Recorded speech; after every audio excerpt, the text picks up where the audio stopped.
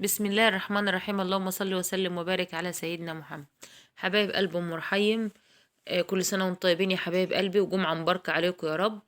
النهارده بقى انا قلت اعمل ايه، عايزه اعمل نوع حلويات، حاجه مسكره كده يعني، وبعدين تغيير كل مره طبيخ واكل لا. فانا كان عندي كيلو حليب، الحليب ده كان بخير يا جماعه، فانا قلت هعمله عزيزيه. فطبعا احنا هنحتاج ايه بقى؟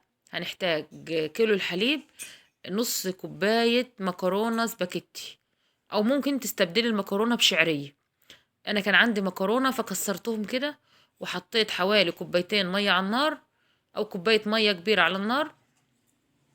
هسلق فيها المكرونة الأول، أنا مش هحط المكرونة تتسلق في الحليب، لا أنا هسلق المكرونة الأول على النار. حطيت المية كده، وأول ما تبدأ تغلي نزلت بالمكرونة بتاعتنا. هسيبها لحد ما تشرب، يعني المكرونة دي تشرب المية الموجودة كلها. انا مش هسلقها سلق عادي، انا هسلقها تبقى مستويه قوي، لان المكرونه دي لازم تبقى واخده سوا زياده شويه يا حبايبي، علشان بتوه في اللبن. خلاص، دي العزيه الدمياطي. طبعا هي هنا خلاص بدأت تغلي اهي، وانا هحطها بقى، هسيبها كده على النار لحد ما تشرب اللبن الميه كلها. بعد ما غليت يا حبايب قلبي انا اسيبها لسه كمان شويه كمان، لحد ما تشرب كل الميه دي، علشان ما تاخدش معايا وقت كتير وهي في اللبن. انا خلاص هي كده سبتها لحد ما شربت كل الميه، يعني اتسلقت خالص وشربت كل الميه. انا بسلقها من غير ملح ومن غير اي حاجه خالص، هما الميه وخلاص على كده. هحط بقى كيلو الحليب، طبعا انا غاليه الحليب ده كنت غاليه اصلا، فهو سخن. فهحطه، هنزل بالمكرونه بتاعتنا، وهسيبها على النار شويه ياخدوا مع بعض ويغلوا كده. انا مش هزود اي حاجه خالص، يعني انا مش هضيف اي اضافات دلوقتي. هسيبهم على النار في بعض يا كده، واقعد اقلب فيهم لحد ما يبداوا، يعني هسيبهم حوالي 10 دقايق على النار لحد ما يغلوا شويه. انا كده منزلتش بالسكر ومنزلتش باي اضافات خالص، زي ما انا قلت لكم هتفضل على النار كده تغلي، وبعدين هنزل بقى بالسكر بتاعنا. كده خلاص اهي حبايب قلبي، انا يعني سبتها شوية على النار اهي، بدأت تغلي مع بعضها. وبعدين هنزل بقى بالسكر. انا مش هضيف سكر كتير، يعني العزية اصلا ما بتبقاش سكرها زياد. انا هحط هنا 4 معالق سكر، يعني كل كيلو حليب له 4 معالق سكر. لو انت بتحبيها، يعني مش هي دي المظبوط، ده السكر كده المظبوط بتاعها. لو انت بتحب السكر بتاعك قليل او كتير، دي في ايدك، انت ممكن تدوقي بقى تظبطي سكرك. يعني انا حاطه 4 معالق سكر لكل كيلو. طبعا هنزل كمان بمعلقه جوز هند، وهسيبهم على النار يعني يغلوا كده كمان 10 دقايق. انا مش هنزل دلوقتي بالنشا ولا باي حاجه خالص، هسيبهم لما السكر يدوب، والمكرونه واللبن كلهم يتمزجوا مع بعض ويندمجوا كده، ويبقى ايه، واخدين طعم السكر، والسكر يدوب براحته. بعدين انا هنزل اعمل ايه بقى؟ هجيب 3 معالق نشا، وكوب 3 معالق نشا في ربع كوبايه ميه او نص كوبايه ميه، وهدوبهم. مش هنزل بهم دلوقتي. اول حاجه هعملها بقى، هضيف ظرف فانيليا او ورقه فانيليا اللي عنده يا جماعه، يعني اللي هي الفانيليا السايبه، ممكن يحطوا نقطتين، يعني تحط معلقه صغيره كده، نقطتين 3 بيبقوا حوالي معلقه صغيره يعني، او نص معلقه صغيره.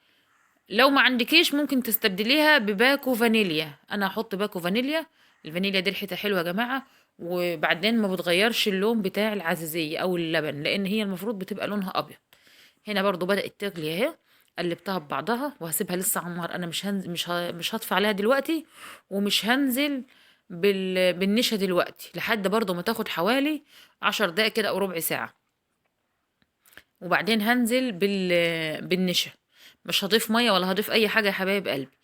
انت طبعا وانت بتضيفي النشا كده خلاص، انا قلبت النشا، تنزلي كده سرسوب صغير خالص، تقلبي ايد بتقلب وايد بتنزلي النشا، وبالراحه خالص تفضلي تقلبي ايدك فيها، عشان النشا يتوه فيها وما يبقاش طعم النشا ظاهر وانت بتاكليها. فبتنزلي كده سرسوب صغير خالص، وبتفضلي تقلبي وبتسيبيها على النار كمان لحد ما تربط مع بعضها. يعني بعد ما بتحط النشا بتسيبيها شويه، دول معلقتين نشا كبار، في زي ما انا قلت ربع كوبايه ميه او نص كوبايه ميه بتدوبيهم، وبتنزلي واحده واحده.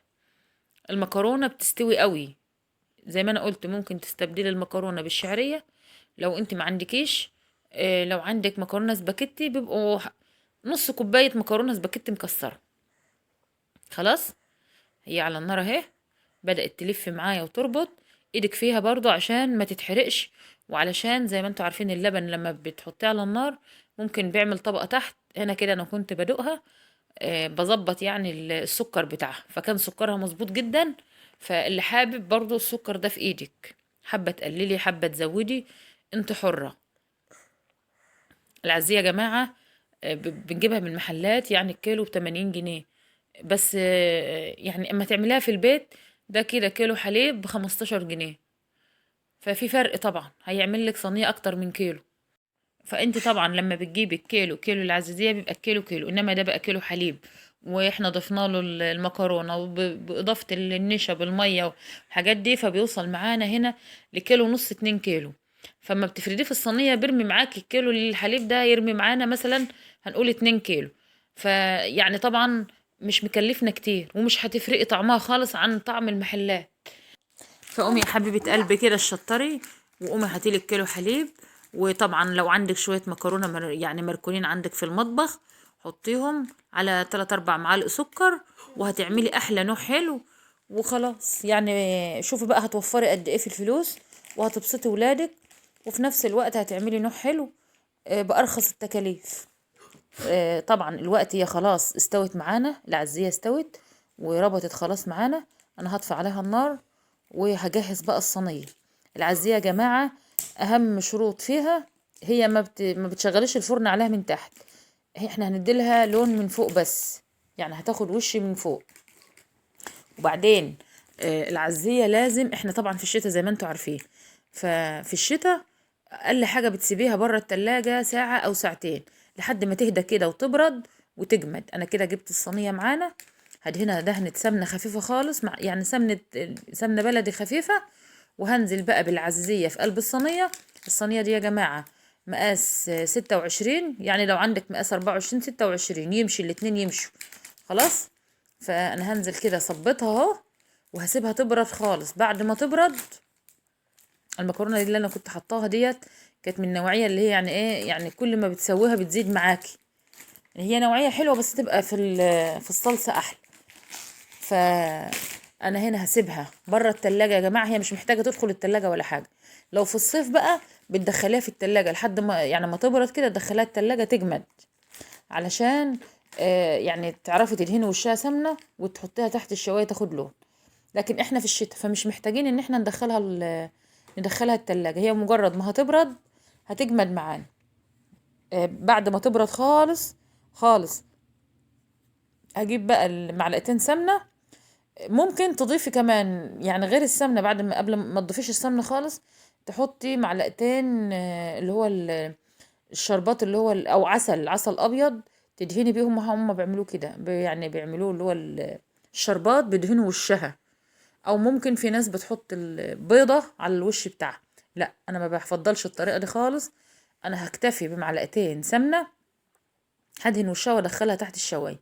انا كده بوريكم ان هي خلاص جمدت، يعني بعد ساعتين نشفت وجمدت معانا وتماسكت خالص. انا بحط ايدي عليها كده ان هي خلاص جمدت. انا قعدتها بالظبط يا جماعه حوالي ساعتين. هجيب بقى حوالي معلقتين سمنه بلدي كده او سمنه، هتدهني الوش بتاعها بفرشه كده، لان هي الوش بتاعها جمدت خلاص.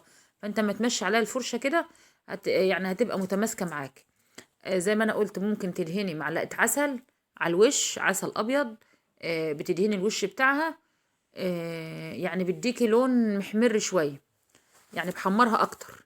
او ممكن ترشي شويه سكر على الوش كمان، بعد ما حطيت السمنه كده، يعني يعني بيدي كرمله كده على الوش بتاعها. بس انا يا جماعه هكتفي بمعلقتين السمنه اللي انا حطيتهم، وهدخلها الفرن. طبعا هشغل الشوايه من فوق بس، العزيه يعني الفرن ما بيشتغلش من تحت، العزيه من فوق بس الشوايه. هحطها على الشبكه في نص الفرن، وهشغل الشوايه. خلاص كده يا جماعة بعد ما خدت اللون، انا طبعا هي لسه متماسكة، انا هقطعها معاكم بقى وهوريها لكم. بس سهلة وبسيطة خالص. اتمنى فيديو النهاردة يا جماعة يعجبكم. انا يا جماعة بحاول ابسط لكم اي وصفة بقدمها لكم، بحاول اقدمها لكم بطريقة مبسطة وبطريقة سهلة، بحيث ان انا اسهل عليك كست بيت. طبعا في الايام الغالية دي ان انت تقومي وتشجعي وتعملي الحاجة، وفي نفس الوقت تعملي وما تحرميش ولادك. ادعمونا يا جماعة بلايك واشتراك. وده كان فيديو النهاردة، وده كانت وصفتنا. والسلام عليكم ورحمة الله وبركاته.